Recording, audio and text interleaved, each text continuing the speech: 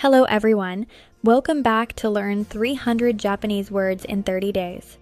This is day 4, and today we will learn 40 useful Japanese words that are commonly used in daily life. Let's begin. Daily actions. The first word is iko, which means to go. Kuru means to come. Kiru means to return or go back home. Aruku means to walk. Hashira means to run. Tavaru means to eat, and noma means to drink. Miro means to see or watch. Kiku means to listen or to ask. And hanesa means to speak.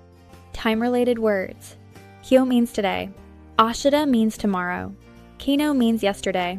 Ima means now. And mainichi means every day. People and relationships. Hido means person. Tomodachi means friend. Kazoku means family. Sensei means teacher. And gakusiai means student. Places. Ai means house. Gakko means school. Kaisha means company. Mice means shop. And eki means station. Adjectives. Oki means big. Chisai means small. Atarashiai means new. Furue means old. And hiai means fast or early. Useful words. Totemo means very. Sukashi means a little. Takusen means many. Ma means already. And mada means not yet.